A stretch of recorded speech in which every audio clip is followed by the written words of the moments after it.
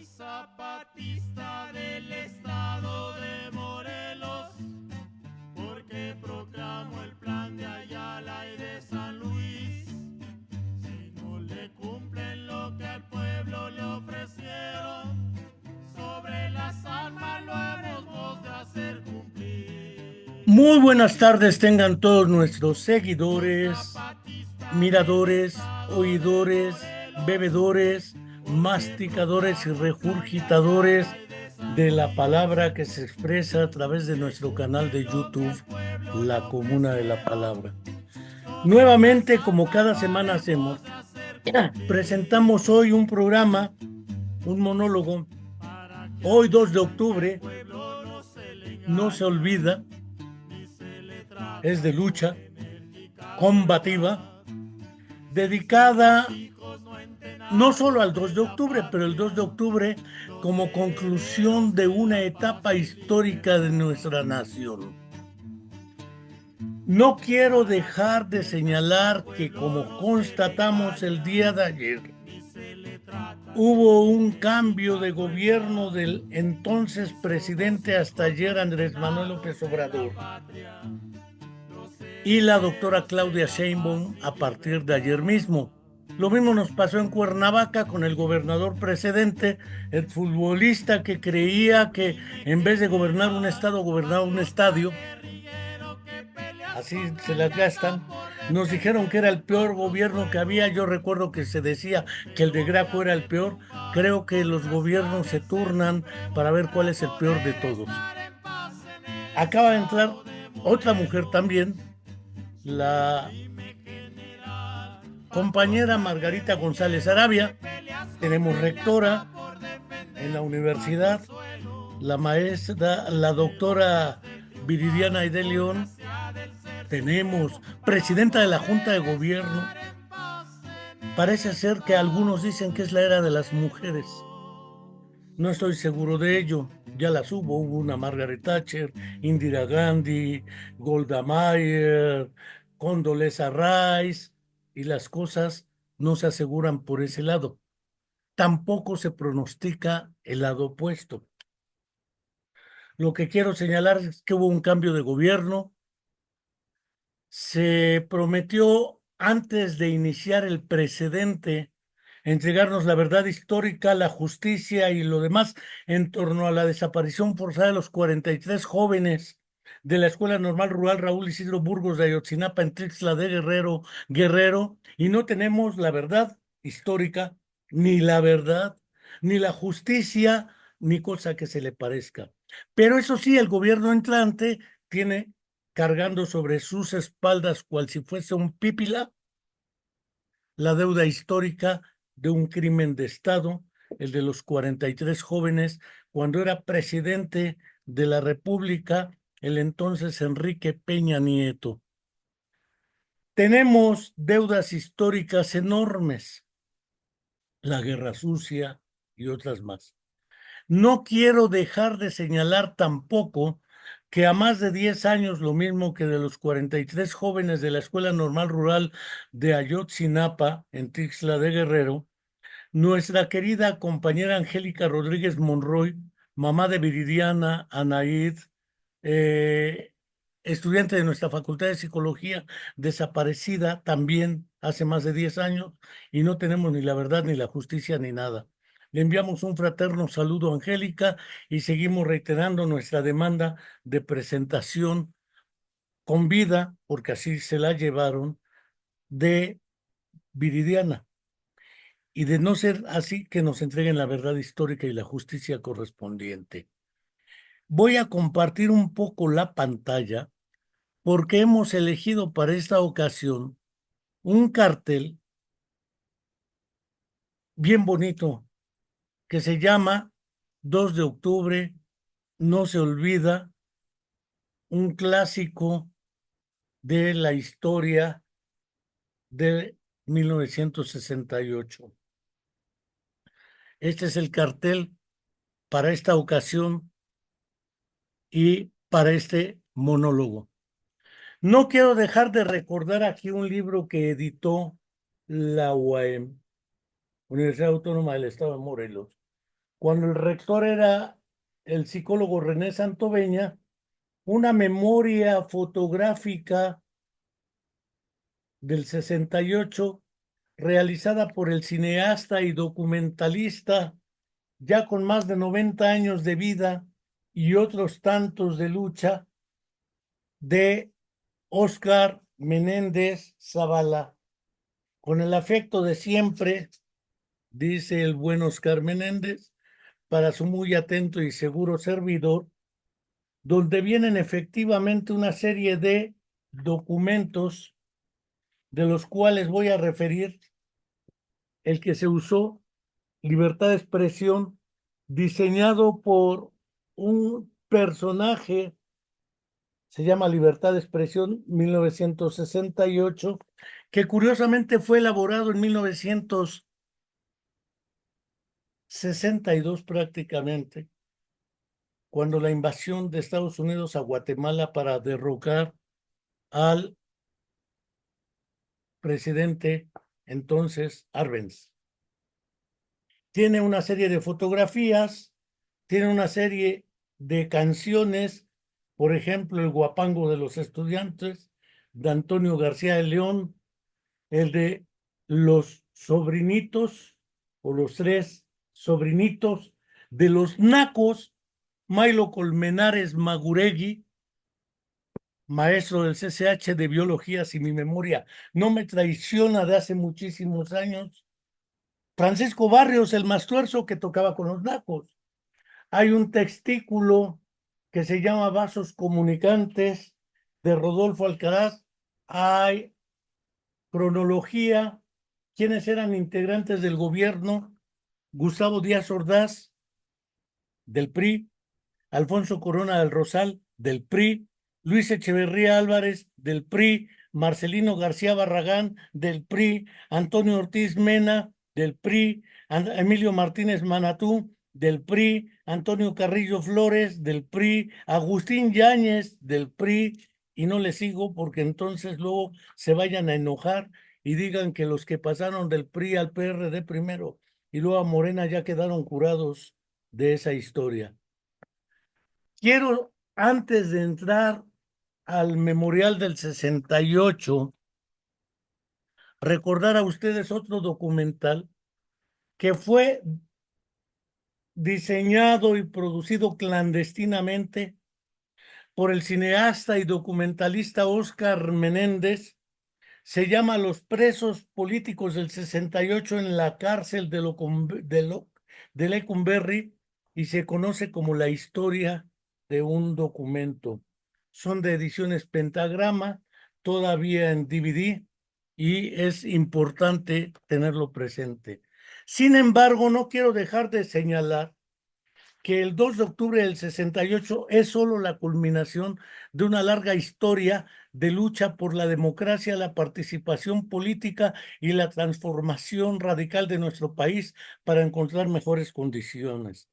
Debo mostrar a ustedes este yo acuso de uno de los miembros del 68, el poeta Leopoldo Ayala, ya fallecido, quien también tuvo la gentileza de regalarme el libro para el compañero Enrique, estos poemas que son justos y tiene varios dedicatorias, aparte de Leopoldo Ayala, eh, otros personajes que participaron del 68. Quiero comenzar con 6 cartas mexicanas de Leopoldo Ayala para entender por qué efectivamente el problema no era el 2 de octubre. La primera carta se llama Levantamiento Obrero Ferrocarrilero, 29 de marzo de 1959. Son cartas poéticas. Llega un momento en que lo único que ya tiene uno es uno mismo. Entonces se dice, basta. Yo veo miles de hombres decir basta y en desesperación furiosa rugir y cantar al mismo tiempo. No quito los ojos de cómo se ha forjado cobardemente el carcelaje de mi pueblo, pero veo que también su lucha recomienza. Hoy Los dedos rieleros tienen ganas de latir dentro del guante de carnaza, entre la grasa y el zumbar del riel. Latir. Digo eso desde la crujía 1 del Palacio de Lecumberri. Yo, por la sección 13, definitivo ante la vida ferroviaria y definitivo ante mi vida, aullando baldío y reseco, como hombre, acecho la libertad. A 26 de junio de 1958, esas 2 horas que duró el primer paro escalonado, fue alarde de unidad. Pero mi posición no se discute, dijo Ruiz Cortines. Adolfo, presidente de México del PRI, el 1 de julio. Pero mi posición no se discute, dijo López Mateos. Pero nuestra posición no se discute, dijeron con un solo en las entrañas los presidentes mexicanos. Contigo va mi libertad, obrera compañera, comunicativo obrero, en tus dedos con ganas de latir, tu sangre en sudor y tu vida agrandan los cimientos de mi cuerpo. Maestros, telegrafistas, apoyan nuestro movimiento.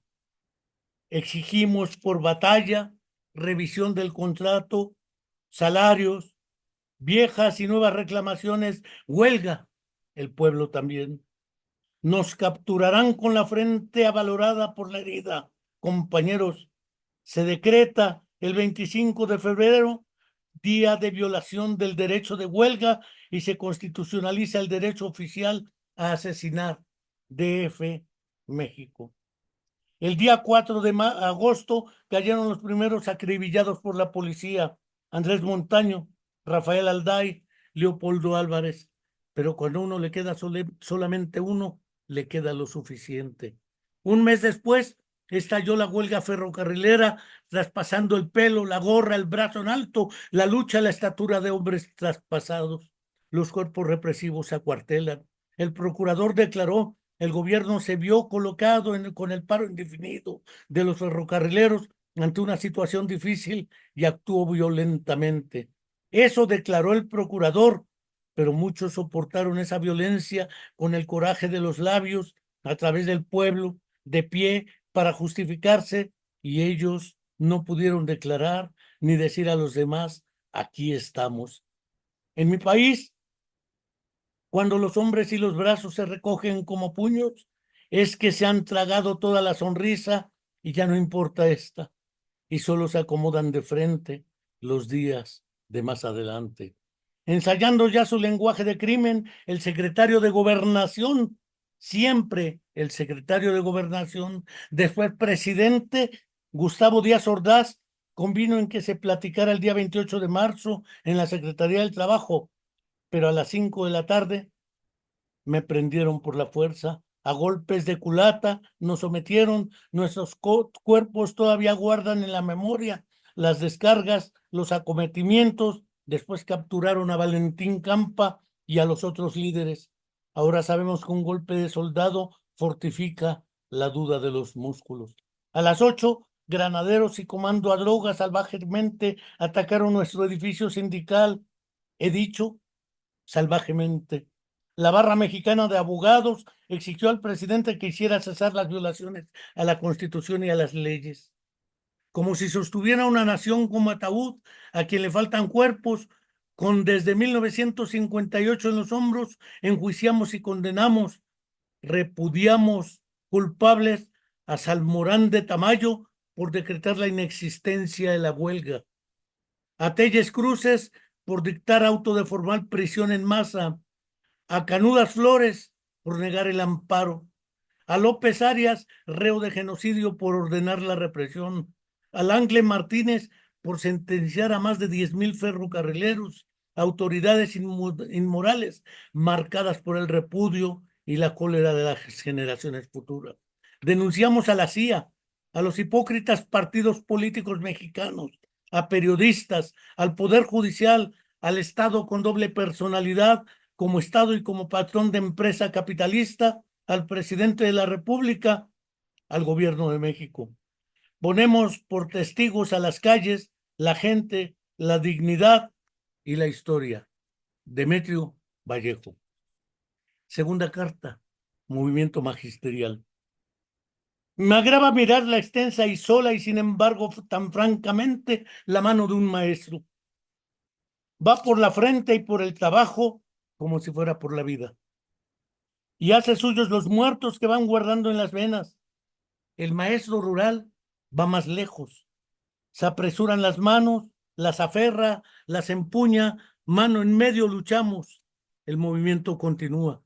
La sección 9 convoca un mitin y desconoce a los falsos representantes procedentes de la mirada que crece hacia adelante. Junto con los míos llevamos a la dirección. En sí mismo, abril de 1958, y en nosotros como desconocido terreno, la Secretaría de Educación Pública nos cierra las puertas. Con la confianza llevada sobre el pecho, unidos y cercanos los maestros, vamos al Zócalo. Tengo problemas con mi subdesarrollada memoria para olvidar. Aún mantengo abiertos los ojos en aquella tarde. Fue la primera agresión, capaces de violar la norma más elemental de sensatez. Los granaderos se embistieron estúpidamente contra nosotros. Sin embargo, cada vez sigo creyendo más ciertamente que estoy vivo. Así nació el movimiento revolucionario del magisterio. Así ocupamos 31 días la SEP, exigimos aumento de salario, independencia sindical, libertad a los presos políticos, a los ferrocarrileros, reforma educativa, ejercicio de las libertades democráticas. Fuera la educación burguesa, que forma cuadros para un sistema social de injusticia y explotación. El presente es lucha, el futuro es nuestro. Nos concentramos en el monumento a la revolución. La represión nos cercó como un guante azul gigantesco y preciso. Se desplegaron y arremetieron inhumanamente. A mí me secuestraron, me golpearon cruelmente, me encarcelaron. Entonces prepararon una escalada de ignominia. Compañeras y compañeros maestros fueron victimados. Granaderos y policías se arrojaron en animal cacería. A culatazos penetraron en las escuelas. A culatazos nos sacaban con el cráneo y los húmeros rotos. Frente a los alumnos aterrorizados nos apuñalaban hasta matarnos. El gobierno cesó a centenares de maestros. La libertad se me hunde en la garganta. Aseméjate conmigo.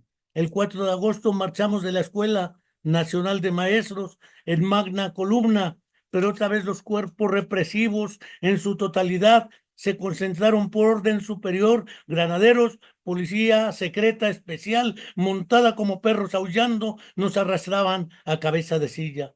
Más de 500 maestros acribillados y multitud de encarcelados. Desde entonces, la escuela mexicana es una larga habitación anónima. Pero el movimiento revolucionario del magisterio aún no termina su lucha. El movimiento continúa. Otón Salazar. Tercera carta. Asesinato de Rubén Jaramillo. Ante toda la acción provoca la energía revolucionaria. Hay de aquellos que su acción es solamente frases, todas las palabras son apenas la primera letra de la manera de actuar. Yo tenía la misma edad de mi padre cuando caminaba apartando desechos de cadáveres, y a los 13 años caminar entre los muertos pierde sentido de las cosas humanas. Yo tenía poco más de esa edad cuando lo mataron a él. Mi abuelo Atanasio Jaramillo fue revolucionario. Mi padre caminaba, participaba, todos éramos como él, vivíamos en la calle de Mina, en Tlaquiltenango. Mi madre se llamaba Epifanía, mis hermanos Filemón, Ricardo, Enrique y yo, mi padre Rubén. Un día dijiste, frente a las condiciones de fatal decadencia revolucionaria, el pueblo y más las futuras generaciones no permitirán vivir esclava, y será entonces cuando de nueva cuenta nos pondremos en marcha. Guarden sus fusiles, cada cual donde lo pueda volver a coger. Y ya lo volvimos a coger, padre, porque como tú, nunca creímos que se había hecho la revolución. Porque como Zapata, tú sabías que Carranza la mataría igual que a él. A las 2 de la tarde llegaron por todos lados. Eran 6 carros militares y un auto blindado. Tenían orden de la Procuraduría General de la República, de López Mateos, el presidente, que antes que había dado un abrazo por haber sido zapatista y continuar tu lucha, Como siempre, el ejército del país portaba armamento cómplice. Ordéname. Su origen solitario, a veces campesino, es triste decirlo. Su voz a bayoneta arroja la sentencia, enarbola el cuerpo entre el arma y lo sostiene como una evidencia de su no ser hombre. Ni peste, sino para recia, teniendo con sus puños y sus cascos la única herida, indefensa herida, lanzada como hermano hacia afuera. Solo en México el ejército combate, atorbellina, revuelve, precipita, queda el odio a niños, ancianos, mujeres y pueblo desarmado. Padre, solo él recorre con sus ojos campos de batalla en familias inermes. Ordéname. Es amarga la gloria del ejército mexicano. Fue Antantier, el 23 de mayo de 1962, en Xochicalco. Los casquillos que encontramos eran de bala calibre 45A, reglamentario del Ejército Nacional. Vimos las siglas FNM y los años de fabricación 53, 54. Entre Humberto Espinosa, tu traidor y amigo, el capitán José Martínez y el gobernador Norberto León Avelar en Morelos, que fue uno de los asesinos de Zapata, realizaron su asesinato. Torres, el presidente municipal de Tlaquiltenango, me dijo que todo estaba en regla. Al día siguiente en Jujutla, todos supieron del crimen, de cómo te sacaron a punta de ametralladora y cómo masacraron a mi madre y a mi hermanito en su vientre, que nunca nació, y a ti y a todos mis hermanos. El cuidador de las ruinas lo vio todo y me lo dijo. Él vio cómo los acribillaron, a mi abuelita y a la mujer de Filemón también. Vio que algunos estaban vivos todavía, pero no pudo hacer nada. Como yo que me escondí, corrí a buscar ayuda. Todo está en regla, muchacha, me dijeron. Ayer, viernes 25, recogí los cadáveres del anfiteatro municipal del Hospital Civil de Tetecala, Morelos. Padre mío, líder campesino, revolucionario, pero los fusiles ya los volveremos a coger, padre. Raquel Jaramillo. Cuarta carta. Apenas hemos referido entre el 58 y el 62. Movimiento médico, 2 de septiembre de 1965. Que se vayan tus ojos, que se vaya tu rostro, que retroceda sus huesos, que tu cuerpo se vaya para siempre y no quepa en tus palabras tu asombro, que después de morir se alarguen tus días en la memoria, padre, madre, esposa, hijo, compañero, pero que mueras desde ti hasta solitariamente todo. Solamente por muerte que redoble tu muerte y nadie se desplome ante la noticia, ni pregunte qué clase de arma o bayoneta llevo esperma negro en los filos y tu muerte está llena de agujeros. Y sea hora de terror, sostenido por otro herido en cualquier parte. En 1964 comenzamos nosotros la cirugía roja de respirar, de no caber más en los ojos ante la madurez, de algodón y de las vendas, percibió por la calle y hasta el clorocén del patio del hospital un fuerte olor humano. Los paristas luchamos por el cambio total de la estructura médica en México.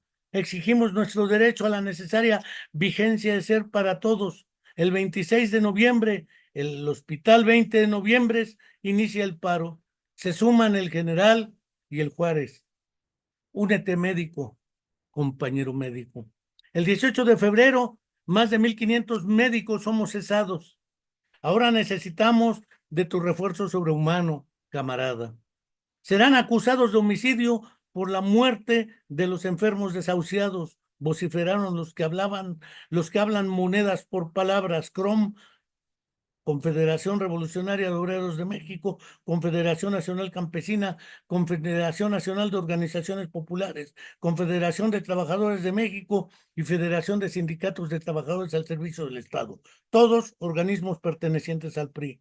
Se lanzaron furiosamente contra el movimiento, periodistas otra vez y organizaciones gubernamentales también. La esperanza de este país depende de sus jóvenes. No se dejen prostituir y se incluyan al sistema. Yo lo pienso y te lo digo, joven de mi pueblo. Quieren matarme, no fusilarán a todos por ser enemigos de la patria, dijo el doctor Rincón y enloqueció. El tercer paro duró más de 2 meses. La expresión solitaria hace quedarnos y a través contra el plomo. Los obreros de Euskadi dieron 5 pesos semanales por cabeza. Estamos con ustedes, me dijeron con sus frases sudorosas.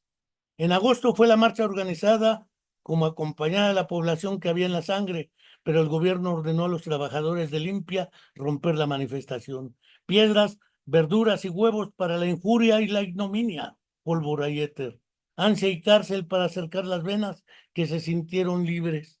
Granaderos y ejército fueron lanzados contra el Hospital de la Raza y el 20 de noviembre a bayoneta volcaron los cuerpos de los huelguistas. Después sitiaron los hospitales y nos tuvieron secuestrados, custodiados contra el filo del acero reaccionario, contra los implementos quirúrgicos. Pero esta tierra es del presidente emperador y virrey de la República Mexicana. Como dijo un mequetrefe de mi tiempo, entonces el primer mandatario resolvió el conflicto con las facultades que la ley me concede, dijo el informe presidencial del 1 de septiembre de 1965, amenazó contundentemente a los médicos, cercenó el cuello rodeado de limpio movimiento. Nada quedó resuelto, ni el orden, ni la dignidad, ni la petición, ni la justicia, como si todo hubiera latido fuera. Para Chimal, Pedrosa y Cadena, dirigentes y nosotros, Flores, Santini, Calderón y yo, representantes de los hospitales General, Juárez, 20 de noviembre y Huipulco, el repudio oficial. Para Camarillo, el destierro, brazo cerrado que espera. Para Maynard, Kurz y Balam, la cárcel todavía. Pero para los traidores esquiroles del gobierno, Treviño Zapata, de la Riva y Salazar Mayén, no olviden ese apellido, el escaño y el reconocimiento oficial. Y la medalla de mierda ad valorem. Y para los caídos, el silencio magenta como la sangre seca. Daremos sobre su cuerpo paso a las heridas, la conciencia a un pueblo que palpita todo y avanza. La daremos, la daremos. Doctor Cosío. Quinta carta, matanza de copreros en Acapulco, Guerrero, 19 de abril de 1967. El aliento me trepa a las espaldas, me atiesa el cocotero, oye. Hace 16 años los grupos de Costa Grande defendimos la copra, establecimos una cooperativa que regulara el precio y el hambre y el trabajo. Los terratenientes dijeron que 3 centavos por kilo de copra no podía ser la vida, pero prepararon las paredes para la sangre. Pronto fueron 3 veces 3 millones. Mira, imponer falsos dirigentes en México es fácil. El gobierno revolucionario lo solapa. Cuestión de sangre fría. El kilo de copra lleva ya 25 centavos como fondo, pero lo compraban a la mitad. El coco verde no sirve y vale 50%. Y el que no quiera venderlo paga traslado o no sale la copra, nos decían. Yo tuve 7 hijos y mi mujer tenía abierta una cicatriz en el vientre por las cesáreas del tercero y del último. En cada asamblea intervenía el ejército. César del Ángel fue líder coprero y en todas las casas y en todos los rostros empujó la confianza cuando llegó a dirigir la cooperativa. Pero cuando comienza la justicia en un país, la detienen, la prostituyen, la compran, si todo lo que rige es injusticia. Los terratenientes se unieron e invitaron al gobierno revolucionario a cenar. El 27 de agosto del 67 fuimos a nuestro local de la Asociación Coprera de Costa Grande de Acapulco, Guerrero, pero ya Amador Hernández de la CNC, Confederación Nacional Campesina, había ordenado la represión porque el gobernador se lo había ordenado a él. Los copreros quisimos entrar y comenzó la balacera oficial con escarapela tricolor y plan de táctica con sellos mexicanos. A mansalva disparaban los agentes de la judicial y los francotiradores adiestrados desde las azoteas, las puertas, las ventanas. Disparaban, disparaban, disparaban. Los copreros caíamos agujereados mientras los asesinos recargaban las armas. Caíamos con gran número de ojos, de espalda, de sangre, con la ira contenida sin respuesta, tirados, amontonados, sin respuesta, amortajados por la pólvora. Enrique Velázquez. Sexta carta, masacre de Atoyac, Guerrero, 22 de mayo del 67. Y así podemos seguir, porque fue efectivamente como se dio.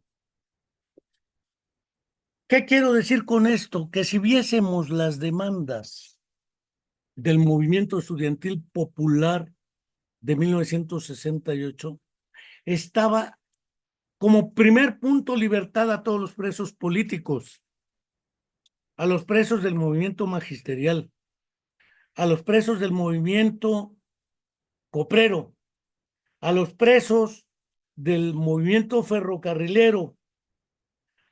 Se pedía la destitución de los generales Luis Cueto Ramírez y Raúl Mendiolea Cerecero, así como también del teniente coronel Armando Frías, porque a lo largo de 1968 son los que instrumentaron la represión a todo el movimiento estudiantil popular.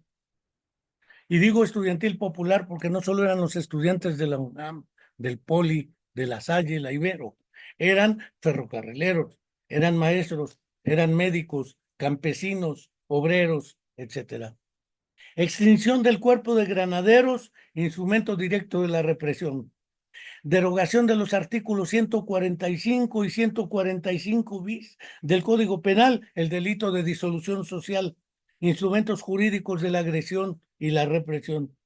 Indemnización a las familias de los muertos y los heridos que fueron víctimas de la agresión. Todo ello desde antes del 68, del 2 de octubre. Deslindamiento de responsabilidades de los actos de represión y vandalismo.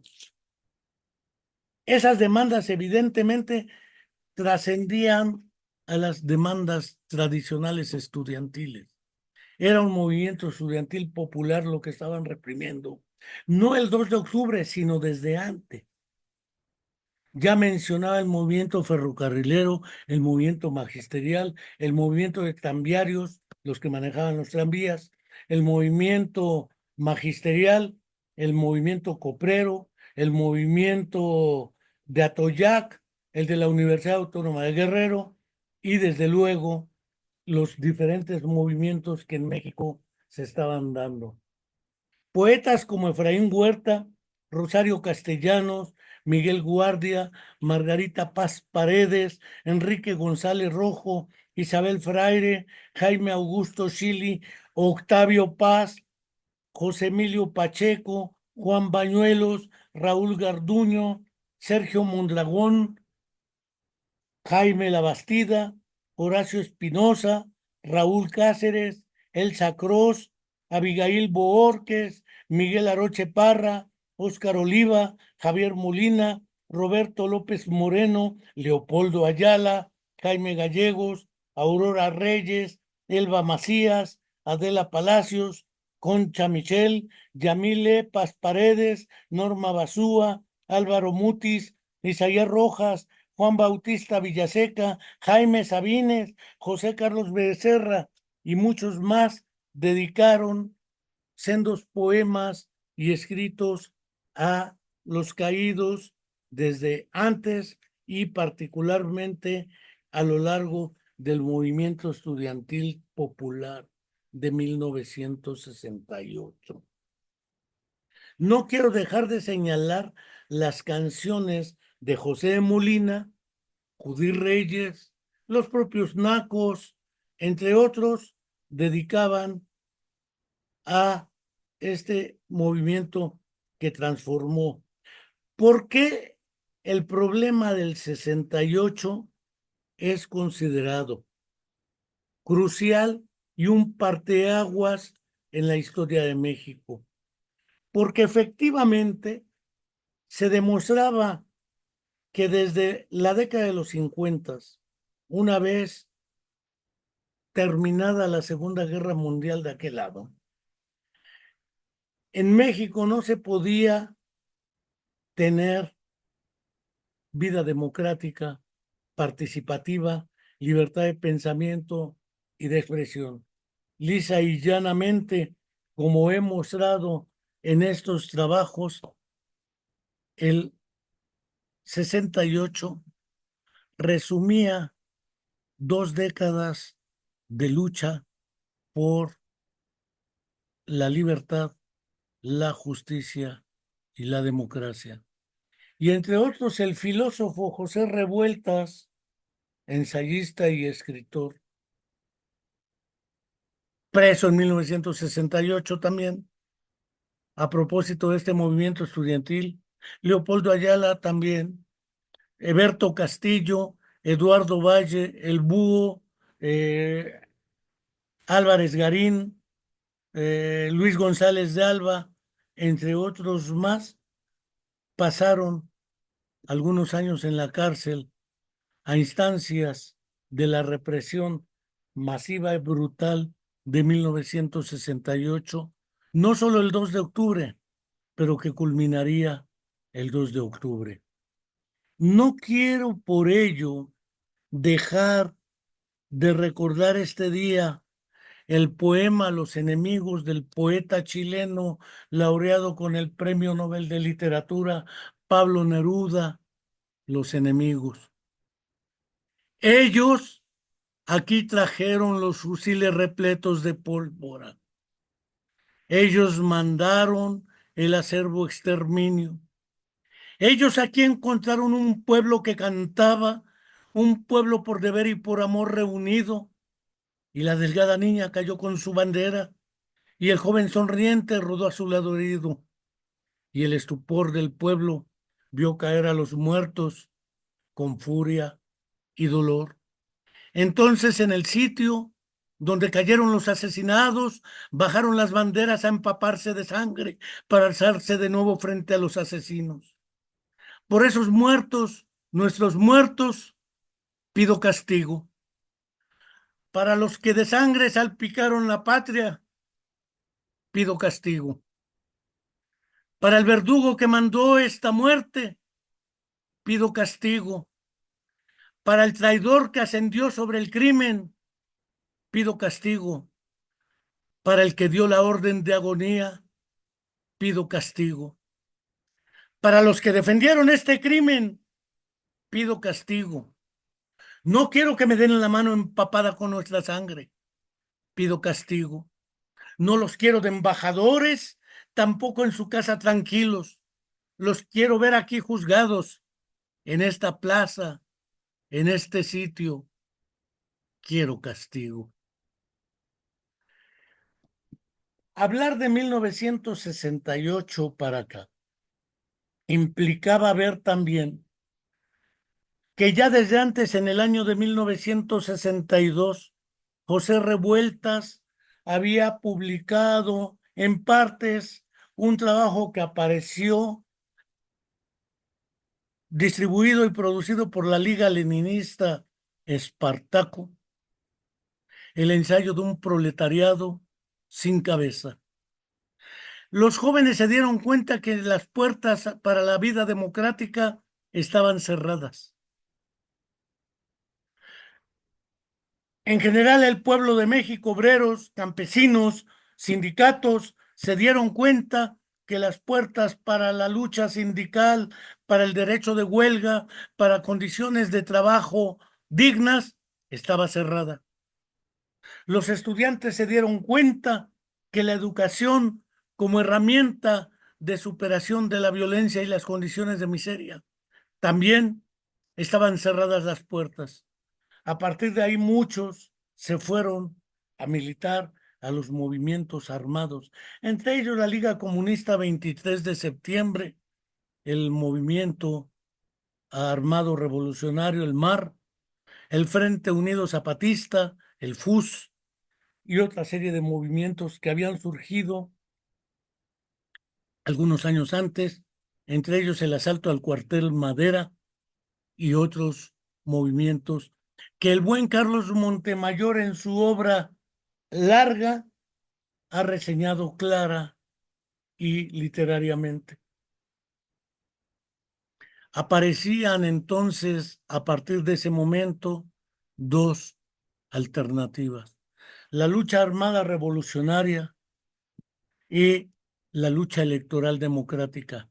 Todavía a la salida del asesino Luis Echeverría Álvarez, secretario de Gobernación, cuando el presidente era Díaz Ordaz, entre el 64 y el 70, Díaz Ordaz, secretario de Gobernación, mientras en el 58-64 el presidente era Adolfo López Mateos, quien se encargó de ordenar el asesinato de Rubén Jaramillo, entre otros fenómenos más. Luis Echeverría termina en el 70 y entra José López Portillo, que declara una amnistía. Ahí salen muchos presos políticos libres y tuvo el cinismo de decir que en México no había presos políticos, lo que había eran políticos presos. Siempre les ha gustado la retórica ambigua y ya el dueto Castillo había sido perseguido después del secuestro del rector de la Universidad Autónoma de Guerrero, Jaime Castejón Díez, por Genaro Vázquez y su grupo, de lo que era revolucionario y armado en Guerrero. Consiguieron la libertad de algunos de ellos y se exiliaron en Cuba. Es decir, la cárcel, el exilio o el asesinato eran las tres alternativas que había. Se abre después una supuesta reforma política, una apertura democrática que algunos cacarean como lo mejor del movimiento democrático en México, que nos ha dado lo que ahora tenemos, pero omiten esa larga historia desde los 50 hasta el 68. El 68 no es el 2 de octubre. El 2 de octubre es la culminación de una síntesis que se viene manejando desde décadas precedentes.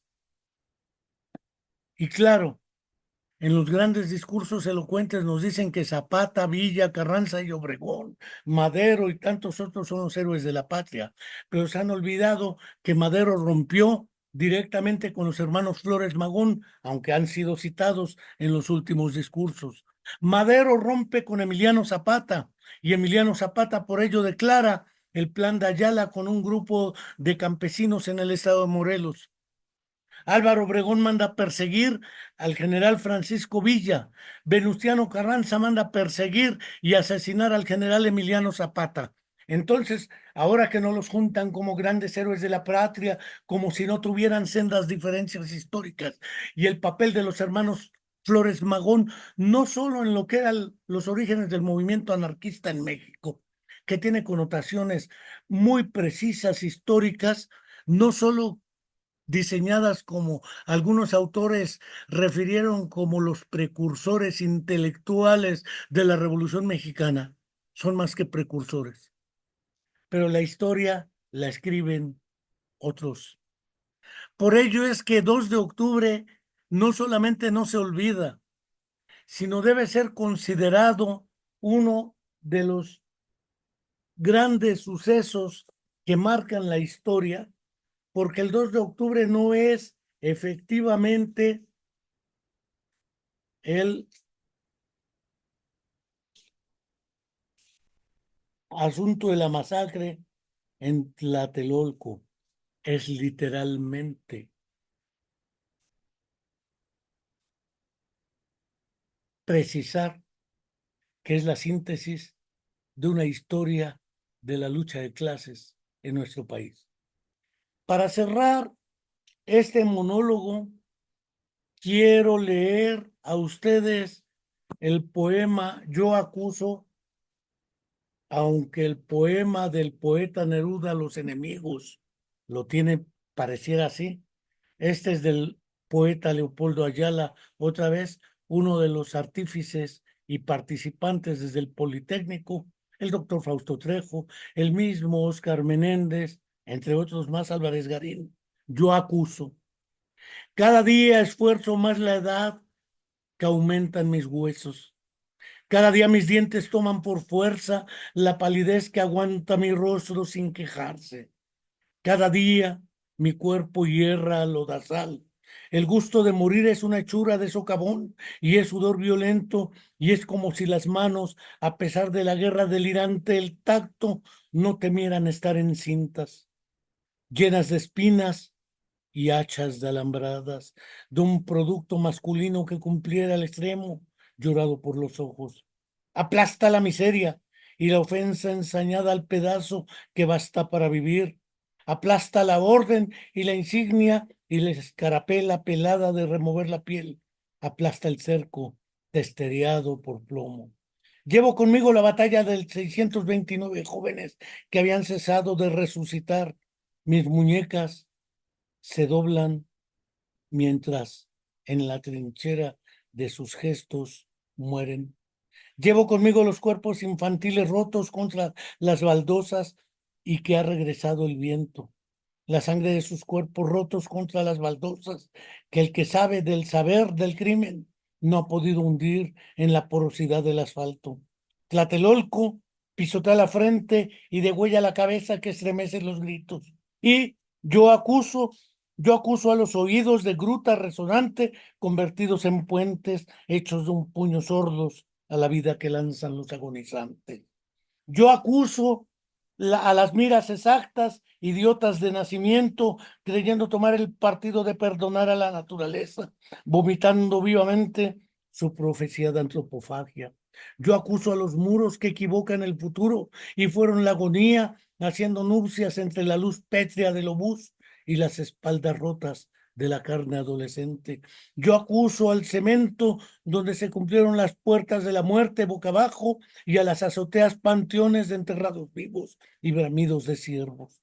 Yo acuso a la fosa común y a los incineradores y a la piedad sobre los ojos. Yo acuso al hoyo como un lobo sobre la esperanza y siempre solo en busca de su imagen completa. Ah, oigo, otra vez vendrá el campo el dolor del jaguar por su misma sangre, el mismo Dios con su cara de ídolo y su puño de lujuria y todas sus verdades por el 2 de octubre que quiso ser 2 de noviembre mexicano. Yo acuso al 2 de octubre. Yo acuso al laurel del poeta porque hace mucho que la poesía carece de flores y se forma en el grito y en la coagulación de la sangre, que es la muerte de la sangre. Yo acuso a las páginas de los diarios. Vaya un carcelero para despedir el recuadro largo, terrible y arreglar la época de nuevo. Yo acuso a las iglesias porque te bendigo, hermano, y te maldigo en expresión del oro. Y no te quedan cabellos porque sucede que la divinidad se encierra y Pedro niega y vete. Y puedes llamar y desangrar la puerta y arrastrar tu vida hacia otra parte. No te abro. Santifiquémoste, plaza de las tres culturas, y no te gloria más el Agnus Dei de Pascua.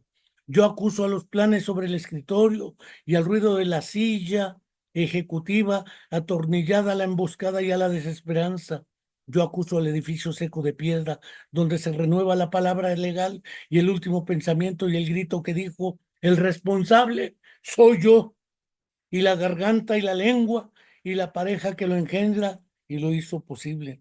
Yo acuso la lista de desaparecidos, a los proyectiles, a los vehículos, a los frigoríficos, a los heridos con su carga, al campo que custodia la paz convertida en campo de concentración, 68. A los tornillos que detienen el filo de la mordaza de mi pueblo y a todo lo que va de pleno al golpe. Yo acuso a las cárceles y a las celdas duras como latidos de mortero por dar cabida a los perseguidos y no aguantarlos y no esconderlos. Yo acuso a mi país por no lanzar sus cuerpos como cuchillos afilados y cometer como mariposas heridas por las calles. Yo acuso todo lo que vendrá. Si a mi suelo el odio cincela perforaciones y las enciende, y porque pueda castillos de cohetes de la infamia, yo acuso, yo acuso. Yo acuso a mi siglo donde se baila, se bebe, se droga, se hace el amor voraz en 10 minutos. Yo acuso a mi siglo donde se apilan a los vivos y se abren las esclusas que queman los párpados. Y se grita a los muertos y se mata y se derriba al hombre. Yo acuso.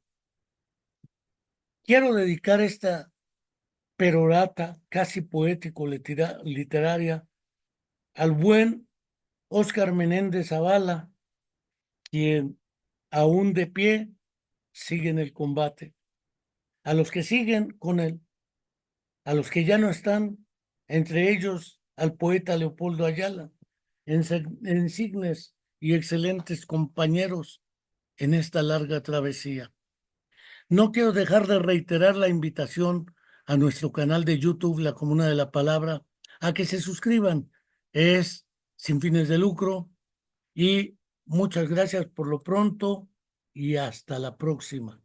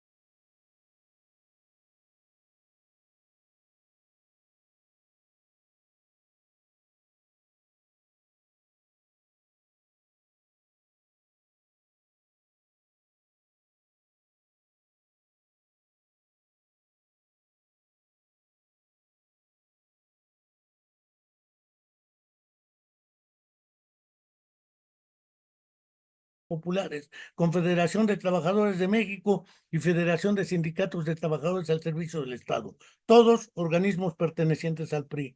Se lanzaron furiosamente contra el movimiento, periodistas otra vez y organizaciones gubernamentales también. La esperanza de este país depende de sus jóvenes. No se dejen prostituir y se incluyan al sistema. Yo lo pienso y te lo digo, joven de mi pueblo. Quieren matarme, no fusilarán a todos por ser enemigos de la patria, dijo el doctor Rincón y enloqueció.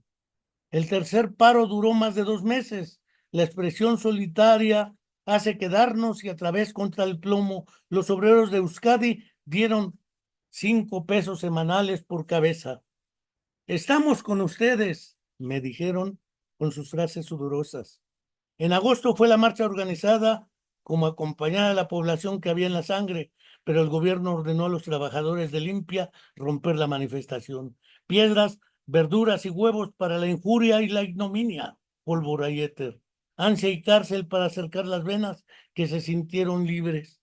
Granaderos y ejército fueron lanzados contra el Hospital de la Raza y el 20 de noviembre a bayoneta volcaron los cuerpos de los huelguistas. Después sitiaron los hospitales y nos tuvieron secuestrados, custodiados contra el filo del acero reaccionario, contra los implementos quirúrgicos. Pero esta tierra es del presidente emperador y virrey de la República Mexicana. Como dijo un mequetrefe de mi tiempo, entonces el primer mandatario resolvió el conflicto. Con las facultades que la ley me concede, dijo, el informe presidencial del 1 de septiembre de 1965 amenazó contundentemente a los médicos, cercenó el cuello rodeado de limpio movimiento. Nada quedó resuelto, ni el orden, ni la dignidad, ni la petición, ni la justicia, como si todo hubiera latido fuera. Para Chimal, Pedrosa y Cadena, dirigentes, y nosotros, Flores, Santini, Calderón y yo, representantes de los hospitales General, Juárez, 20 de noviembre en Huipulco, el repudio oficial. Para Camarillo, el destierro, brazo cerrado que espera. Para Maynard, Kurz y Balam, la cárcel todavía. Pero para los traidores esquiroles del gobierno, Treviño Zapata, De la Riva y Salazar Mayén, no olviden ese apellido, el escaño y el reconocimiento oficial. Y la medalla de mierda ad valorem.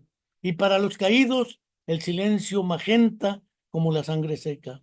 Daremos sobre su cuerpo paso a las heridas, la conciencia a un pueblo que palpita todo y avanza. La daremos, doctor Cosío. Quinta carta, matanza de copreros en Acapulco, Guerrero, 19 de abril de 1967. El aliento me trepa las espaldas, me atiesa el cocotero. Oye, hace 16 años los grupos de Costa Grande defendimos la copra, establecimos una cooperativa que regulara el precio y el hambre y el trabajo. Los terratenientes dijeron que 3 centavos por kilo de copra no podía ser la vida, pero prepararon las paredes para la sangre. Pronto fueron 3 veces 3 millones. Mira, imponer falsos dirigentes en México es fácil. El gobierno revolucionario lo solapa. Cuestión de sangre fría. El kilo de copra lleva ya 25 centavos como fondo, pero lo compraban a la mitad. El coco verde no sirve y vale 50%.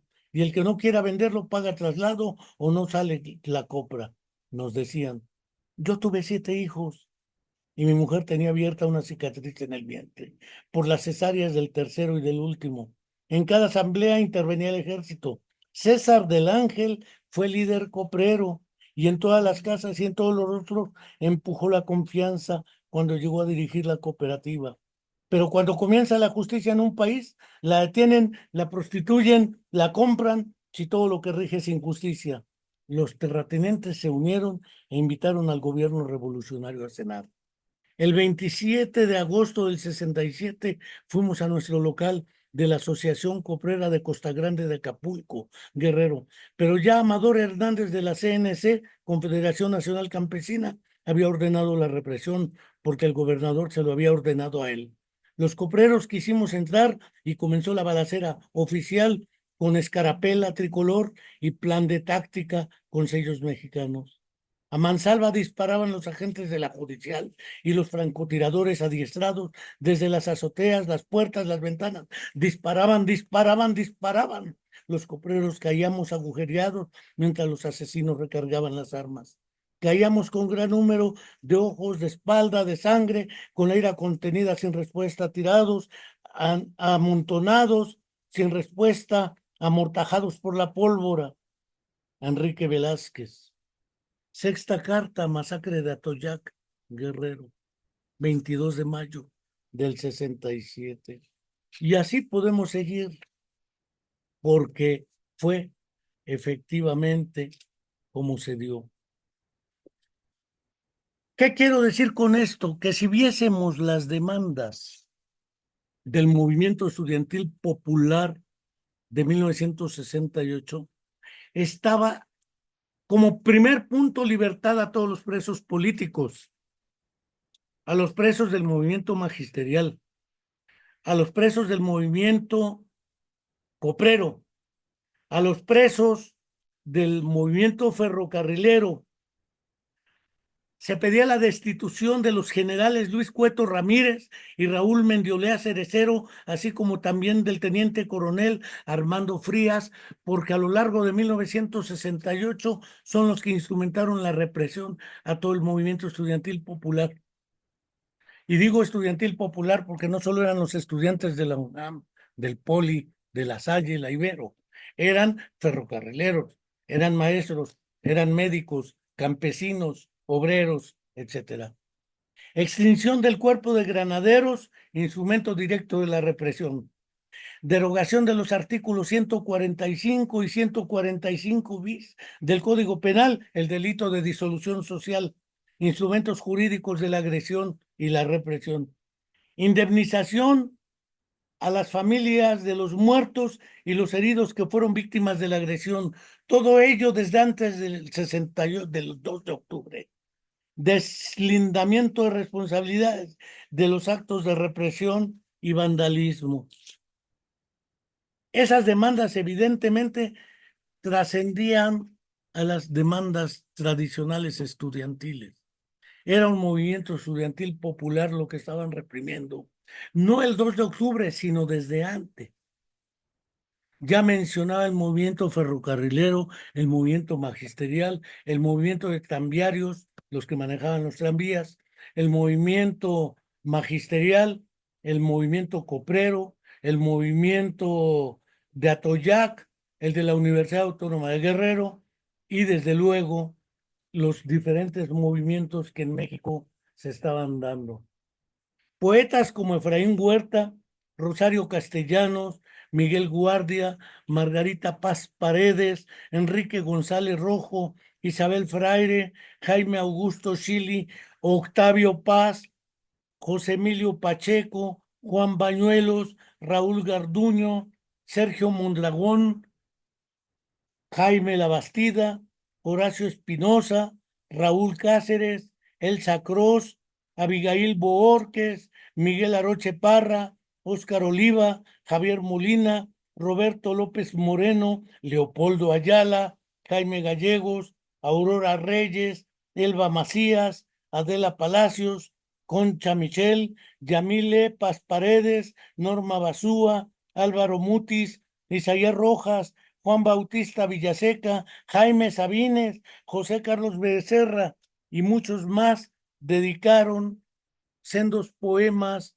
y escritos a los caídos desde antes y particularmente a lo largo del movimiento estudiantil popular de 1968. No quiero dejar de señalar las canciones de José de Molina, Judí Reyes, los propios nacos, entre otros, dedicaban a este movimiento que transformó. ¿Por qué el problema del 68 es considerado crucial y un parteaguas en la historia de México? Porque efectivamente se demostraba que desde la década de los 50, una vez terminada la Segunda Guerra Mundial de aquel lado, en México no se podía tener vida democrática, participativa, libertad de pensamiento y de expresión.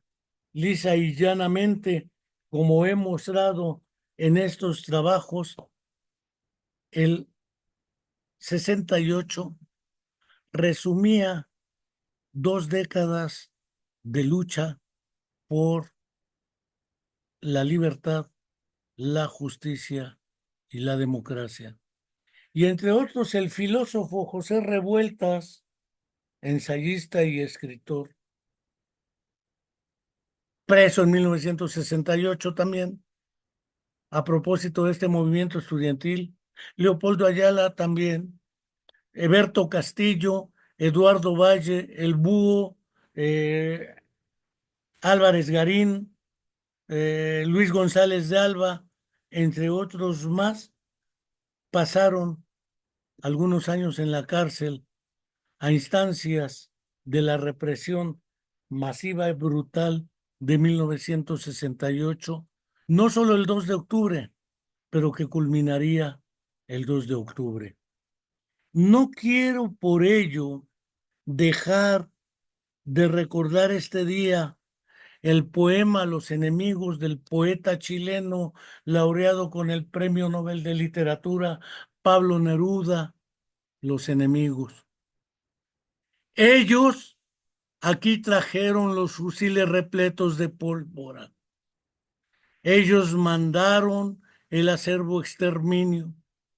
Ellos aquí encontraron un pueblo que cantaba, un pueblo por deber y por amor reunido, y la delgada niña cayó con su bandera, y el joven sonriente rodó a su lado herido, y el estupor del pueblo vio caer a los muertos con furia y dolor. Entonces, en el sitio donde cayeron los asesinados, bajaron las banderas a empaparse de sangre para alzarse de nuevo frente a los asesinos. Por esos muertos, nuestros muertos, pido castigo. Para los que de sangre salpicaron la patria, pido castigo. Para el verdugo que mandó esta muerte, pido castigo. Para el traidor que ascendió sobre el crimen, pido castigo. Para el que dio la orden de agonía, pido castigo. Para los que defendieron este crimen, pido castigo. No quiero que me den la mano empapada con nuestra sangre, pido castigo. No los quiero de embajadores, tampoco en su casa tranquilos. Los quiero ver aquí juzgados, en esta plaza, en este sitio. Quiero castigo. Hablar de 1968 para acá implicaba ver también que ya desde antes, en el año de 1962, José Revueltas había publicado en partes un trabajo que apareció distribuido y producido por la Liga Leninista Espartaco, el ensayo de un proletariado sin cabeza. Los jóvenes se dieron cuenta que las puertas para la vida democrática estaban cerradas. En general, el pueblo de México, obreros, campesinos, sindicatos, se dieron cuenta que las puertas para la lucha sindical, para el derecho de huelga, para condiciones de trabajo dignas, estaba cerrada. Los estudiantes se dieron cuenta que la educación como herramienta de superación de la violencia y las condiciones de miseria, también estaban cerradas las puertas. A partir de ahí muchos se fueron a militar a los movimientos armados, entre ellos la Liga Comunista 23 de septiembre, el Movimiento Armado Revolucionario, el MAR, el Frente Unido Zapatista, el FUS, y otra serie de movimientos que habían surgido algunos años antes, entre ellos el asalto al cuartel Madera y otros movimientos que el buen Carlos Montemayor en su obra larga ha reseñado clara y literariamente. Aparecían entonces, a partir de ese momento, dos alternativas: la lucha armada revolucionaria y la lucha electoral democrática. Todavía a la salida del asesino Luis Echeverría Álvarez, secretario de Gobernación, cuando el presidente era Díaz Ordaz, entre el 64 y el 70, Díaz Ordaz, secretario de Gobernación, mientras en el 58-64 el presidente era Adolfo López Mateos, quien se encargó de ordenar el asesinato de Rubén Jaramillo, entre otros fenómenos más. Luis Echeverría termina en el 70 y entra José López Portillo, que declara una amnistía. Ahí salen muchos presos políticos libres. Y tuvo el cinismo de decir que en México no había presos políticos, lo que había eran políticos presos. Siempre les ha gustado la retórica ambigua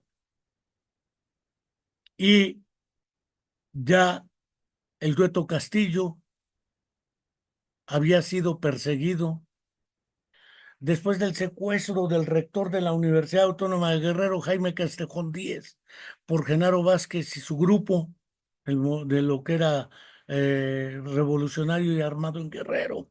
Consiguieron la libertad de algunos de ellos y se exiliaron en Cuba. Es decir, la cárcel, el exilio o el asesinato eran las tres alternativas que había. Se abre después una supuesta reforma política, una apertura democrática que algunos cacarean como lo mejor del movimiento democrático en México, que nos ha dado lo que ahora tenemos, pero omiten esa larga historia desde los 50 hasta el 68. El 68 no es el 2 de octubre. El 2 de octubre es la culminación de una síntesis que se viene manejando desde décadas precedentes. Y claro, en los grandes discursos elocuentes nos dicen que Zapata, Villa, Carranza y Obregón, Madero y tantos otros son los héroes de la patria, pero se han olvidado que Madero rompió directamente con los hermanos Flores Magón, aunque han sido citados en los últimos discursos. Madero rompe con Emiliano Zapata y Emiliano Zapata por ello declara el plan de Ayala con un grupo de campesinos en el estado de Morelos. Álvaro Obregón manda perseguir al general Francisco Villa. Venustiano Carranza manda perseguir y asesinar al general Emiliano Zapata.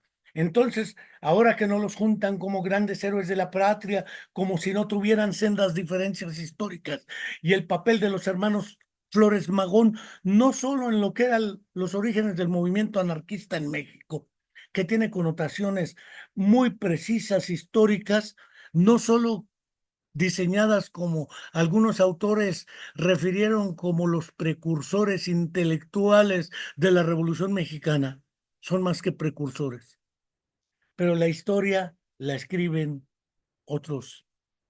Por ello es que 2 de octubre no solamente no se olvida, sino debe ser considerado uno de los grandes sucesos que marcan la historia, porque el 2 de octubre no es efectivamente el